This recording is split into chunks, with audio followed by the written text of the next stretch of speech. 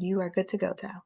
Very good. Thanks, Des. Appreciate it. Appreciate the intro. Welcome, everybody. Good evening. For those of you who were on and you heard us speaking, pre-COVID, I would come out to the PCOM campus each year. In fact, I'm based out of Atlanta, Georgia, so the one in Georgia was an easy drive. Would be out in Philly for that, but love being on Zoom as well. So again, welcome. I appreciate the invite and looking forward to tonight's session. As Des mentioned, my name is Tal. I am with a company called Physician Loans. We specialize in mortgages for doctors and their special financing for doctors and for graduating med students. So we'll get into that. I mostly want to teach you guys about the home buying process, pitfalls to avoid, things like that. I'll show you my agenda. Before we do, I just want to go through one quick slide here to keep our attorneys and PCOM's attorneys happy, letting you know that this is an informational session. It's a financial literacy workshop. The fact that we are invited in every year by the school is not an endorsement of the company. After this talk, if you want to work with us for your mortgage, you are more than welcome to reach out to us. We're happy to help, but you're under no obligation to do so. So with that, again, just a brief intro as to who we are, who I am, why I'm here. And I like to start with this photo that you see on the right-hand side of your screen. So that's me sitting in front many years ago. You can tell that by comparing that photo to the version of me on your screen talking right now. But I'm sitting in front of my parents, and directly behind me is one of my younger brothers. And I start with this photo because this is at his match day ceremony. He was in med school at University of Cincinnati. He went into anesthesiology, and prior to this moment of his match day ceremony, we had a family business already in operation. We were a mortgage company doing standard kinds of mortgages. And we learned something. My brother, he matched in Florida, and he went to look at condos. And although he could afford the monthly payments on a condo, the financing was lacking, and he needed parental assistance in order to be able to get a mortgage, because what was available was standard conventional financing. And as you'll hear me say, most graduating med students need a physician loan at this stage. So we learned there was a need. What we did is we pioneered a special mortgage for doctors. We retrained the company, retooled the company, changed the name from Tower Mortgage to Physician Loans. And as you can imagine, that took off. There was a need. We had a great product and a great service. So we led with education. We've been doing these talks for over 20 years. I do these at about 40 to 50 medical schools a year, starting in late January through early May, for the graduating class. So that's how we got here. You'll notice in some of the slides, or on the title slide, our name now is associated with Huntington. So a little over a year ago, we were acquired by Huntington Bank. And depending on which PCOM campus you're on, you might recognize the name, you might not. It's a Columbus, Ohio-based bank. So we are now the specialty division within the bank. So we handle the financing for graduating med students, residents. So enough about me. Just wanted to tell you a little bit about, again, why we're here, and a little bit of the history. So as you can see on this agenda slide, I've got quite a lot to cover. I'm going to focus on the last bullet point, which is highlighted.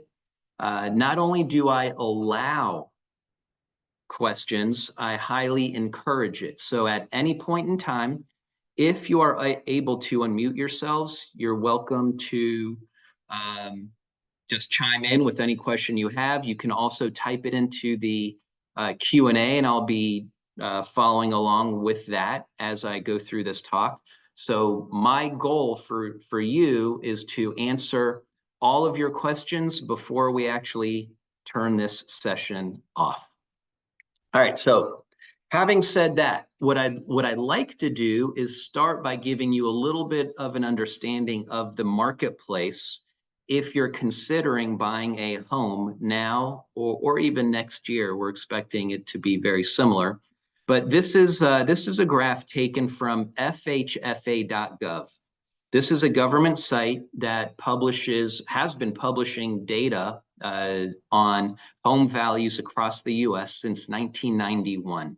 So, you can see what property values have done. You can very clearly see what happened when properties started to crash in 2007, 2008. Property values went down for a number of years before turning around and recovering.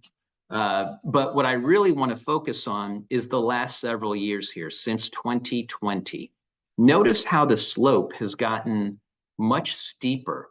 And I want to explain a little bit as to why that is, because what this means for you is that it is a bit of a challenging marketplace right now. It is a seller's market. So what this slope means is that home values have gone up more dramatically than normal over the last several years. And there are two primary reasons for that. First reason is that leading up to this, rates have been very low. For many, many years, rates were in the threes. At one point, they even dipped into the twos.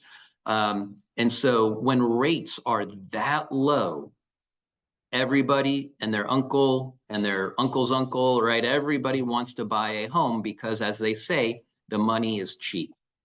So that caused huge demand, and people were bidding up home prices, home values.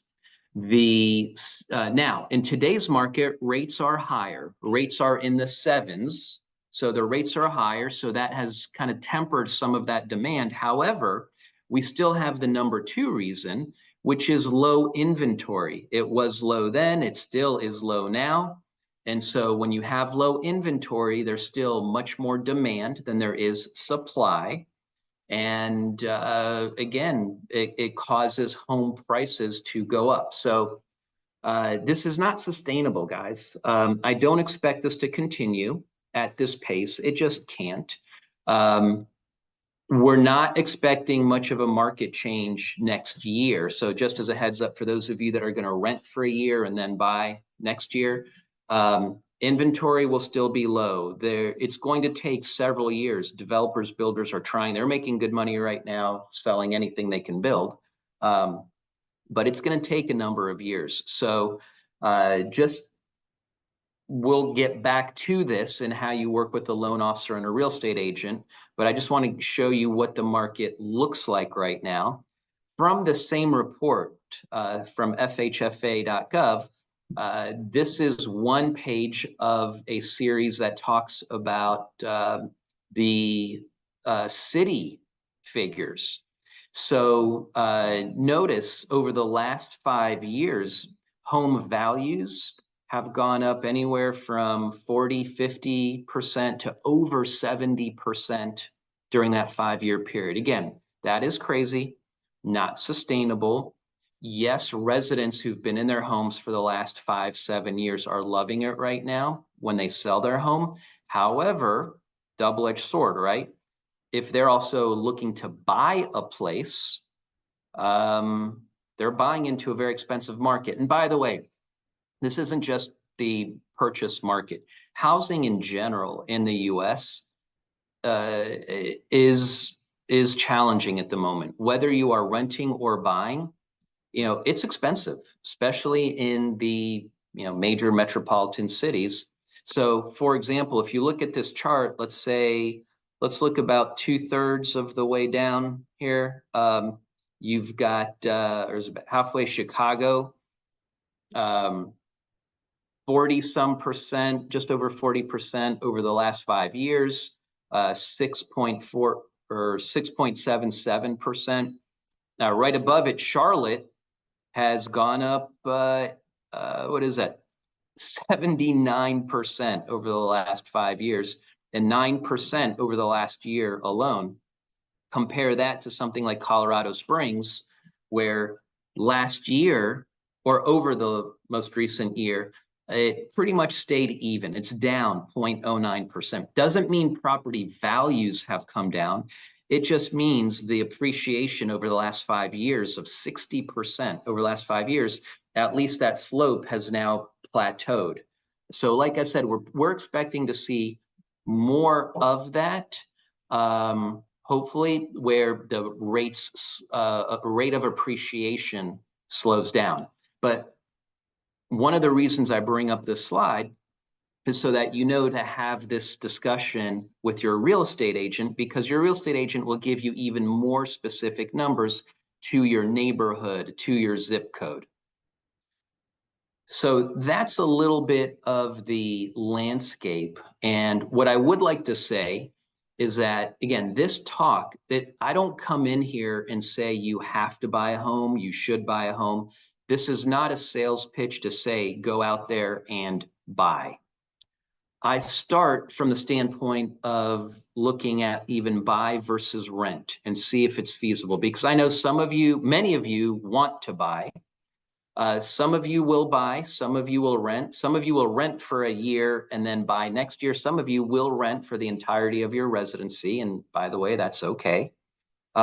So I start with how you determine, if you should buy or rent. And I start with this feasibility of, is it even possible for you to buy? Here's what I mean by that. For it to be feasible for you to buy, how much we would qualify you for on a mortgage has to intersect in this Venn diagram with how much you feel comfortable paying on a monthly basis. And that must intersect with what the local home prices are. If this is your scenario, then at least you can explore buying. It means you're a candidate for being able to buy a home. If you are in this scenario where the local home prices are too expensive given your household income, then at least you know sooner rather than later that buying is not an option for you right now, and you should just focus on renting until the financial picture changes. Now, how do you get to this point? I'm starting with this talk at very high level and we'll be drilling down, but how do you get to this point? With the two professionals that you are going to have you select to represent you. That is your loan officer and your real estate agent. Your loan officer is someone like our company, our bank, that we handle the financing for you. The loan officer is a person who gets you approved, who sets up everything for the loan that you're going to need to buy the home. The real estate agent is the one who knows the real estate in that area. They will help you find the home. They will help you get under contract. So if you're considering buying, it's going to mean some time spent talking to both a loan officer and a real estate agent, but it doesn't cost you anything. If you decide not to buy, or if you realize you can't buy anything where you matched, that's okay. You walk away and you don't owe anybody anything. So continuing the discussion of buy versus rent, the way I see it from my years of advising and counseling graduating med students and residents, there are really four common factors. And number one factor is the city, which we've already touched upon, right? Did you match, which by the way, congratulations. I have to remember to say that, oftentimes I'm giving this talk January through match and, everyone's eagerly waiting and anticipating, but now I can say congratulations, you know where you're headed. So number one factor is city. The number two factor is the time you'll be in your home. The general rule of thumb is the longer you're going to be staying put somewhere, the more it makes sense to buy versus rent. So what does this mean for you? Well, if you're going somewhere for a 1 or a 2 year internship, research position, something other than your residency, then just rent for that 1 or 2 year period. It only makes sense to consider buying if you're going for 3 or more, going to stay put for 3 or more years. And 4 years makes more sense than 3. 5 years makes more sense than 4, and so on. Right? So the longer you plan to be somewhere, the more it makes sense to consider buying versus renting. Third factor is lifestyle, which has nothing to do with the numbers, but as the name suggests, it's lifestyle. For example, what do we mean? If you own a place, there is maintenance involved, there's upkeep. If that is not your cup of tea, if you don't care to deal with that, that is perfectly okay. You should rent until you're ready. Let's say you want to buy a place, and you don't mind some maintenance, but not everything. This is a great discussion point you'd have with your real estate agent, where they would tell you you should consider a condo or a townhome, where you pay a monthly association fee, and they take care of all the outside mowing the lawn, shoveling snow, painting the siding, things like that. So that's a discussion that you're going to have with your real estate agent. Final one is the financial benefits. Now, it's understood, it's not really in dispute, that there are financial benefits to owning a home, to owning real estate. And there are benefits, and we're going to go through that on the next slide. But I want to preface it by saying I'm not going through financial benefits again, and I know I'm repeating myself for the purpose of saying you have to buy a home. In fact, I take that one step further and advise you that if you're talking to a loan officer or a real estate agent that is pushing you hard to buy a home at this stage because they're trying to use the argument of all the financial benefits, in my opinion, that's a red flag. That is someone who's just trying to make a buck on you, which leads me to the point that, yes, your loan officer and your real estate agent, they will be making money on you. So you guys will obviously ask, well, how can I trust my real estate agent? They're going to make money on me. How can I trust my loan officer? My response, my doctors make money on me, but I trust my doctors, right? You need to choose professionals, whether it's a loan officer, a real estate agent, plumber, mechanic, attorney, who you trust to take good care of you and give you good advice. And yes, they're going to make money. That is how they put food on the table. Doesn't mean you can't trust them. So that'll take us into the next slide. But first, I see, thank you, Caroline. Yep, I see Caroline asked a question. So thank you for kicking off the Q&A.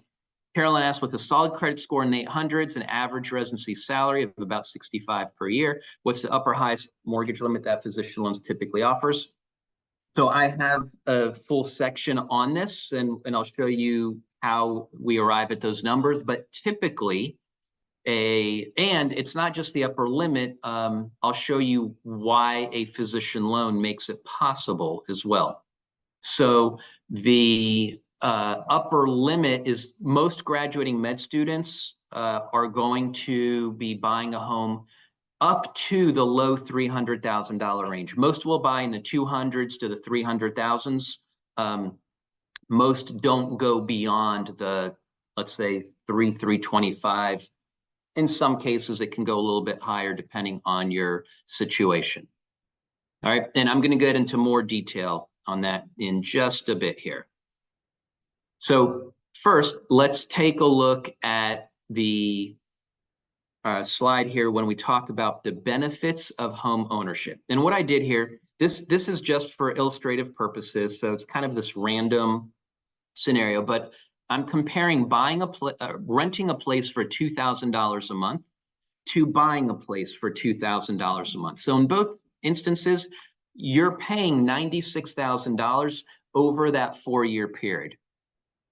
Now, some people would say, Tal, if I rent, I'm just throwing that money down the drain, right? I'd say no, you're getting something for it. You're getting that roof over your head. What you're not getting is building equity. But again, your number one goal during residency is to survive residency. Don't worry about getting rich. Don't worry about amassing your wealth. Whether you buy or rent will have no bearing on how early you retire, guys. So you're going to do what is best for you at this stage. So what is it that we're talking about when we say the benefits of home ownership is building equity? So let's say you buy this home for $290,000 and we loan the full $290,000. So the day one, when you move in, you get the keys, you move in, you own the home. It is your home, but it's worth $290,000 and you have a loan on it for $290,000. So you have zero equity. 0% of that home is actually yours. What happens though, every month that you make a mortgage payment, your PITI, that's your principal, interest, taxes, and insurance, every month that you're making that payment, you're paying down part of the principal balance. So after 4 years, in this example, you would have paid down $16,000 of your principal balance. So let's fast forward. Let's say you sell this home 4 years down the road for not a penny more. You sell it for $290,000. You get a check for $290,000. Don't run off with that money just yet, right? You have to pay us off. You have to pay off the balance. So you pay off the balance of the mortgage, but you're left with $16,000. So that is your money. So every month that you're making a mortgage payment, some of that money actually goes back to you. So if you've ever heard that saying, why rent and pay the landlord when you can own and pay yourself? This is where that came from. So that's one way of building equity. Another way of building equity is through the appreciation of the home, which is the increase in value of the home. I'm using a conservative 3% appreciation. I'm not using 8, 9, or even double-digit appreciation. That would not be responsible of me. A 3 to 5% annual appreciation is a customary conservative number. By the way, appreciation is never guaranteed, right? As you saw, there was a point where market values really came down. But in this example, assuming a 3% appreciation means your house will be worth $36,000 more when you sell it. So that's $36,000 that you make on the sale of that home, meaning you come out ahead $52,000 buying versus renting. Now, the analysis doesn't end here because there are two things that now chip away at that $52,000. Remember how we said if you own a home, you're responsible for the maintenance? Well, guess what? You also pay for that maintenance, right? It's not just your time. So the general rule of thumb in real estate is to budget 1% of the value of the home for upkeep, maintenance, repairs. Obviously, you would adjust it more if it's an older home, not in good condition, less if it's a newer home, smaller home. So you keep that in mind. There's also the selling cost, being the cost for the real estate agents. I mentioned that you're going to be selecting an agent to represent you in this transaction, and I have a few slides on that as well and questions to ask. And by the way, I don't know if we mentioned this, but this deck will be made available to you as well. So you're welcome to screen capture anything you need to do, but you'll also have a complete deck. I have also, it's pinned in the chat. Wonderful. Thank you, Des. Yeah. So you're going to select a real estate agent to represent you in this transaction. You do not pay that agent. They will make money, but they get paid from the proceeds of the sale of the home. It's typically 6% that the seller has to pay, and it is split between the two agents, 3% to your agent, to the buyer's agent, 3% to the seller's agent. So you would have to keep this in mind when you sell the place down the road. Now, this information might change in the future here, for any of you that follow the news in real estate and you saw the lawsuit that involved the NAR, National Association of Realtors, how they get paid is most likely going to change down the line. And so this analysis may look different, but for now, this is the scenario. And so taking these two considerations, you're left with coming out ahead $23,000. Now, $23,000 isn't nothing, right? It is a good amount of money, but it's not going to substantially alter your career path, your financial path. And so the goal is to buy and hopefully come out ahead compared to renting, which, by the way, that's why we say keep the place for at least 3 years, because if the home appreciates at least 3% per year and you are in it for just 3 years, then that appreciation will be enough to cover your transaction costs, right? So hopefully, worst case scenario, you're able to break even. Ideally, you make money on this, but you're not buying a house right now for the purpose of getting rich, of, like I said, for amassing your wealth. So that now leads us to the discussion of how much you can afford. And this is where we started with the question, I believe it was Caroline who asked. So a single income resident household will typically purchase, as I mentioned, up to the low $300,000 range. And that translates to a monthly mortgage payment of somewhere in the $2,000 to $2,500 range. If you are a dual income household, then it means you'd be able to buy a place for $500,000-$600,000 plus. Now, I love when I give this talk in a affordable area. You know, let's say I'm at the PCOM, Georgia campus, and you mention a first-year resident buying a $500,000 home. You get all kinds of gasps and shrieks, right? Like, what kind of a resident needs a $500,000 home? Well, some of you are familiar with what real estate is in markets such as Boston, right? If you're heading to that area, it's $500,000-$600,000 just for a small condo. So if this goes back to our decision tree of buying versus renting, if you matched in one of those markets where it is very expensive and you just have your single income, you may have no choice but to rent. And again, to verify that, you go down the path of talking to a loan officer, talking to a real estate agent. I show you also how to do that, what to do when, what questions to ask. But getting back to affordability here, this brings us to the concept of debt ratio, also known as DTI, or debt to income ratio. Even if you don't buy a house during residency, this is something good to know and understand, because it will follow you for the rest of your career, whether you're buying property, whether you're buying a practice, you could be buying medical equipment, an MRI machine, whatever it is you're buying. One of the first things the bank is going to do is take a look at your debt ratio and or your practice's debt ratio. So what the debt ratio is each loan type has its own predetermined maximum debt ratio that's allowed. And so a physician loan will allow you to qualify for the most amount of money compared to a conforming loan or an FHA loan. We'll be coming back to that in more detail shortly.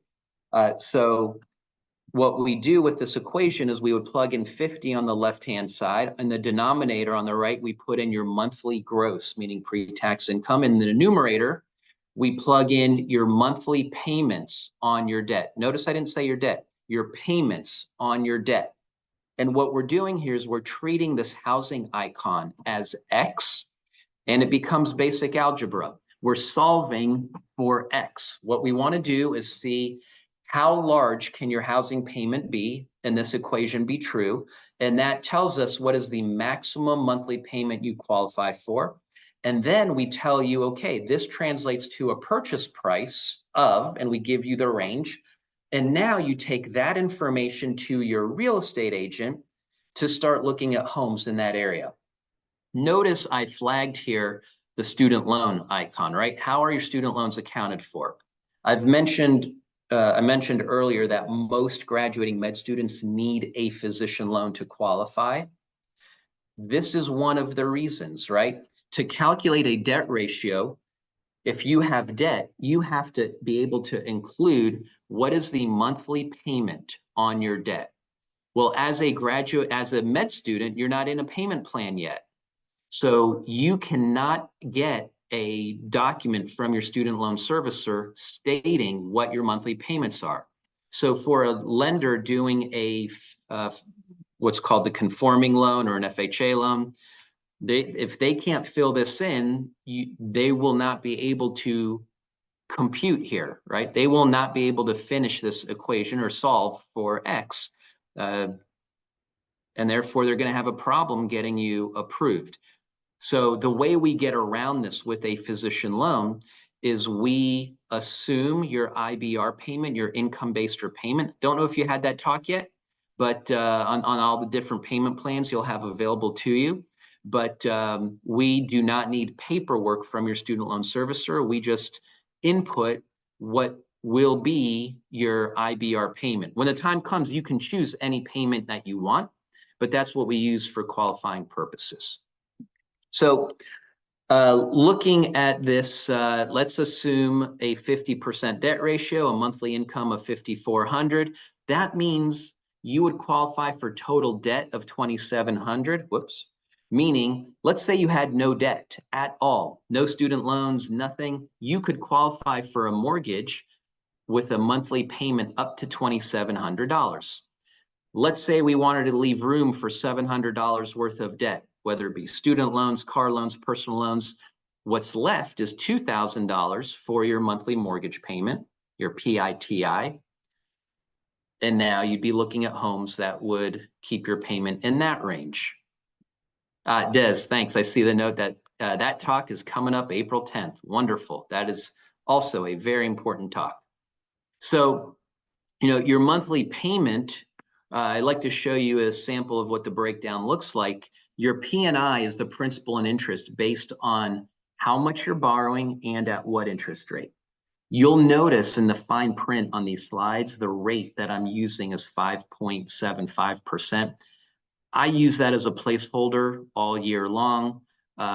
It was high when the rates were threes, right? It's low right now when the rates are in the sevens, because I do this not to kind of keep track with the market.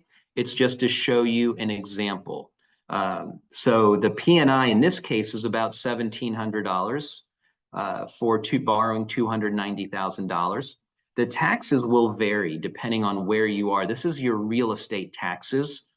And if you look up any property online that's for sale, it should state what the annual taxes are, and you're going to pay 1/12 of that bill with your mortgage. Then you've got your insurance, which is your homeowners or hazard insurance in case of fire damage. That'll run you anywhere from $40, $89 to $80, $90. And you select the insurance agent. By the way, for those of you that watched the Super Bowl, right, just last month, and you noticed there was at least one commercial in there from an insurance company featuring Arnold Schwarzenegger, right?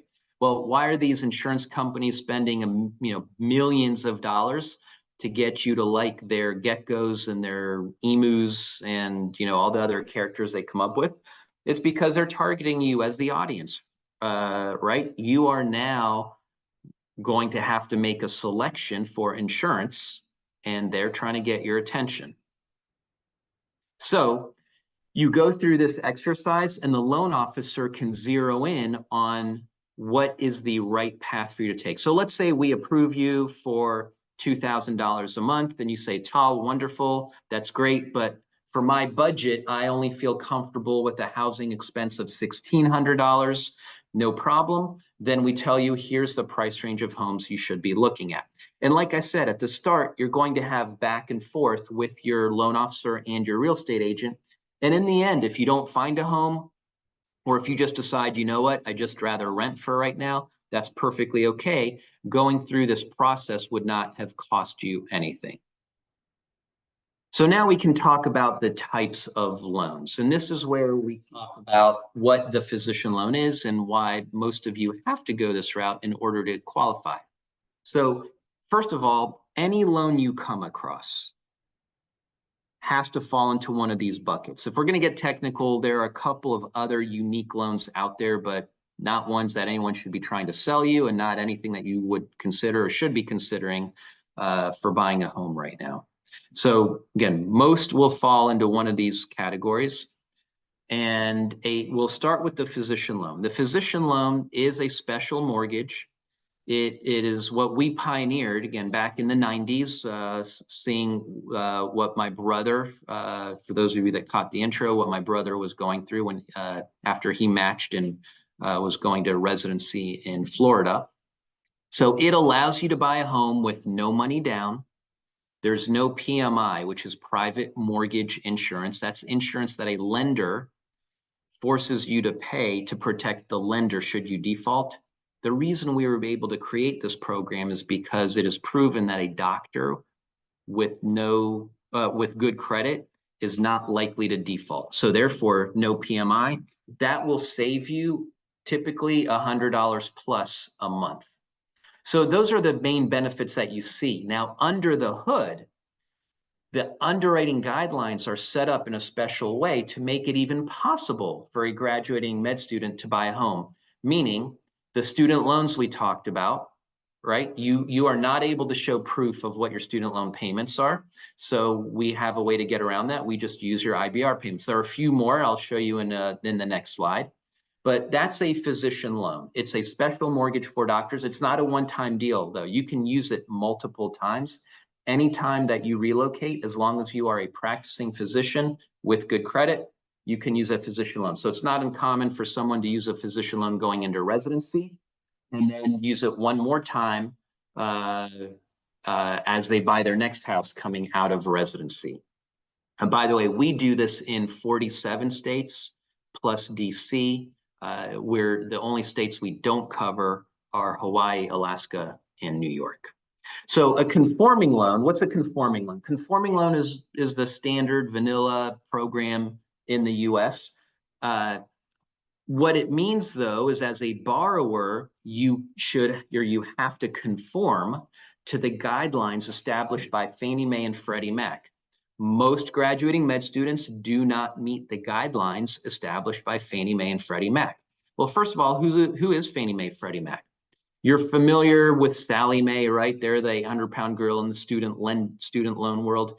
Fannie Mae, Freddie Mac are that, but in the mortgage world, they buy a lot of the mortgages that get originated from banks across the country.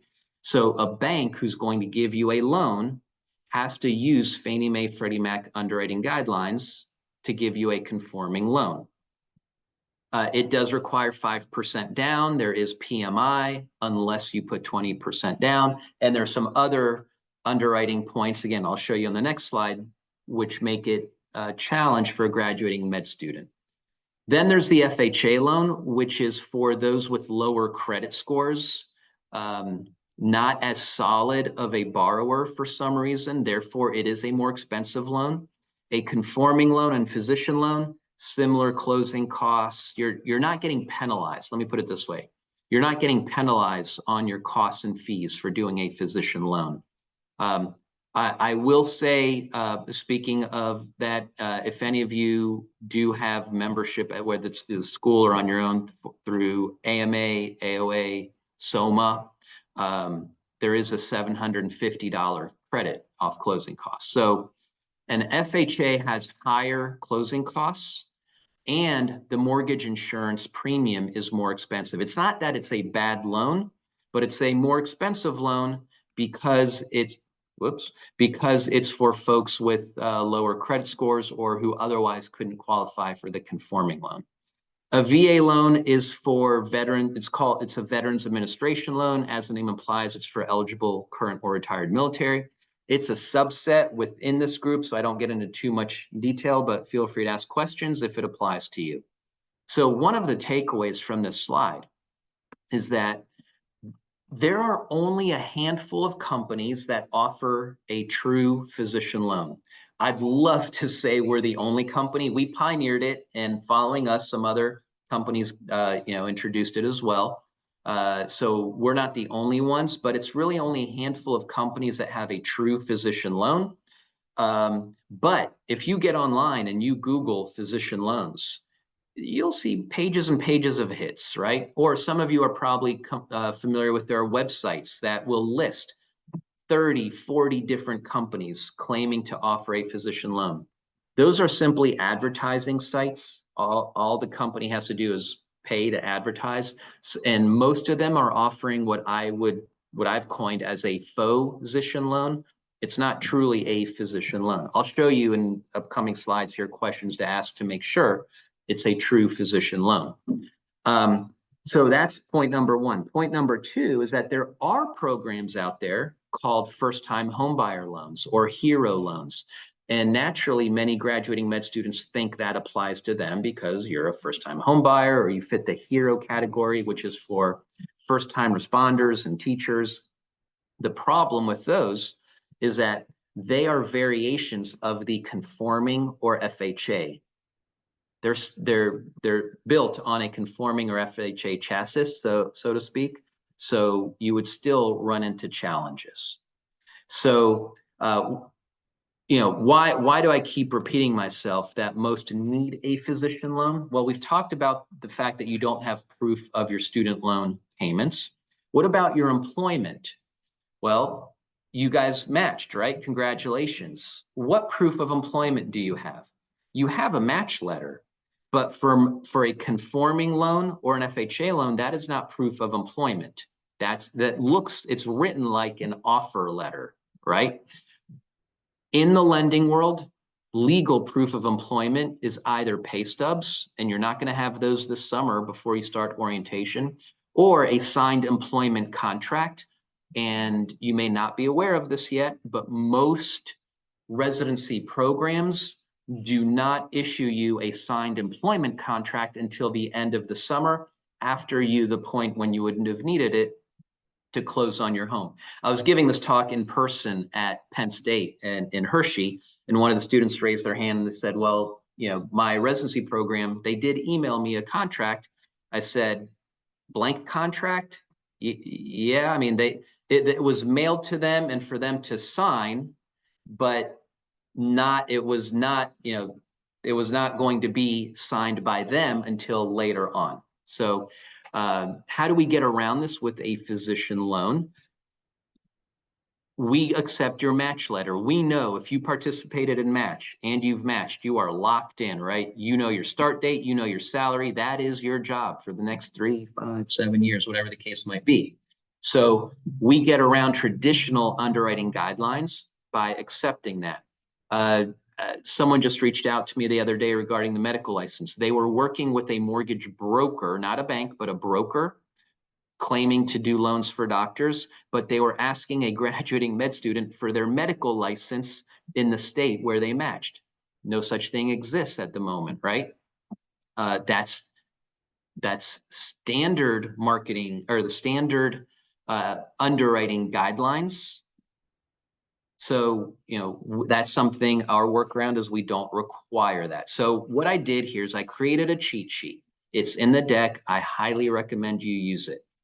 You're going to ask these 6 questions of any loan officer that you're talking to, even just so that you're informed. Even if you reach out to us and work with one of our loan officers, go through these questions.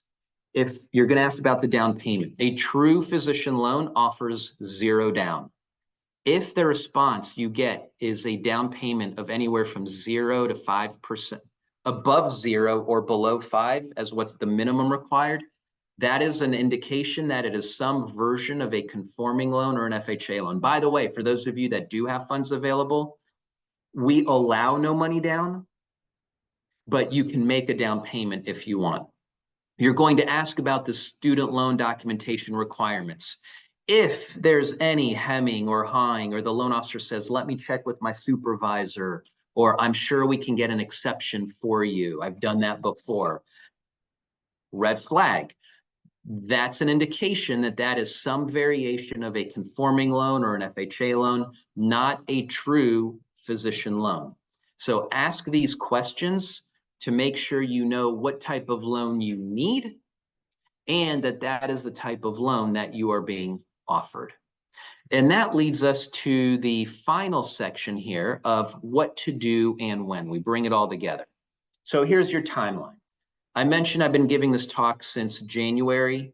All right, so step number one is you select a loan officer. And since most of my talks occur before match day, my recommendation is you work with a loan officer, you get started at any point between now and as soon after match as possible. Well, we are now at as soon after match as possible. You're not too late if you've not started yet, but I wouldn't wait much past this week or next week. The reason you reach out to a loan officer is to get pre-qualified, pre-approved, approved. You'll hear all those terms used interchangeably. And once you do that, you can move on to the real estate agent. Now, again, one way, this is one resource to find a loan officer. You can go to our website, physicianloans.com. You put in your information or you call the number and you're put in touch with a loan officer who will reach out to you either same day or next day. You now select a real estate agent who will help you find the home and get under contract. I don't have a slide on this, but one good resource for a real estate agent, drsagent.com. drsagent.com. This is a network of agents across the country who specialize in working with the medical community, especially incoming residents, and they get it. So that's that's one good resource. Thanks for typing that in, Des. I spoke to somebody, another student, just last week. Their residency, I can't remember if it was the chief or the residency coordinator, recommended a real estate agent in that city. The problem is it was not a real estate agent who specialized in working with doctors, and they recommended a lender who also does not specialize in working with doctors. So they were reaching out to me because they were having problems with that pre-approval. So again, you ideally you want both your loan officer and your real estate agent to be familiar with the scenario for a graduating med student. So once you've got your loan officer and your real estate agent lined up, now you can look at homes, you can get under contract. Most of you who buy this summer will get under contract in April or May, and then you will close on the property in May or June prior to starting orientation. I have additional steps listed here, but those are for reference purposes. Your loan officer and your real estate agent, if you chose well, if you chose wisely, they will hold your hands and walk you through this process with each item as it comes up. For those of you renting and buying next year, same timeline applies. You would want to start this process in January or February. The more time you give yourself, the better, especially if it's still a seller's market, so that, again, you can find a place and close before your second year begins. I mentioned I have questions for you to ask your loan officer. So this slide shows you questions for your loan officer. This slide is questions for your real estate agent. Here's a tip. Don't ask them every single question that I have here. That's not necessary. Pick the 2 or 3 that look good to you, because what's more important than the answer is how they answer, right? Are they professional? Do they communicate well? Are they responding in a timely fashion? Does it sound like they are experts? Does it sound like they're really trying to advise you and guide you? Or are they just pushing for the hard sell, to collect a check at the end? Again, yes, loan officer, real estate agent will make money, but there are good ones who really try to advise you and really look out for your best interest. And there are those that don't. So ask a few questions. This is your choice, free choice. You select the loan officer, you select the real estate agent. So interview them. So What this means in the current marketplace, given that it's a seller's market, given that there is unfortunately a lot of misinformation out there coming from lenders, mortgage brokers who aren't even banks, in order to improve your odds of success, your chances of success, you want to choose the right loan officer and the right real estate agent, and make sure you're going down the path of the proper loan for your scenario. You do that, I can't guarantee success, but you will improve your odds greatly. All right. I do have a required slide here with disclosures because we listed some numbers and interest rate, even though it's not today's rate. Again, it's got to be in there. I do include my contact information. At any point in time, you are welcome to email me if I can be of assistance, if I can provide any guidance, if you just want to bounce anything off me. I'm not a loan officer. If you want a loan officer, you would go to physicianloans.com. That's where my team is. They will answer all your questions. I handle the education and some other aspects to physician loans, but one of the loan officers just mentioned to me today, a lot of people call in asking for me when they call in that toll-free number. So I told them I'll try to make it even more clear that yes, you call that number for a loan officer, but look, if you come across something out there that seems too good to be true or doesn't quite mesh with what I've covered here today, reach out. I love being a mythbuster. I'll help you guys out, give any guidance that I can in any way whatsoever. Again, I still love doing this. It's been 20 plus years. Started with my younger brother who, went on to become a doctor. And by the way, it works out, guys. It all worked out. He paid off his debt. Congratulations on reaching this point. Still a long road to go, but guys, it will work out. So that's the formal end of my presentation. I'll stick around if you have any additional questions. Oh, Caroline, I see your note of thank you. You're welcome. Always appreciate the good feedback and lets me know that I'm on track and giving you information that you need. I know you guys are here on a voluntary basis, right? You're not being forced to show up, so I want to make it worth your while. So appreciate the comment, Caroline.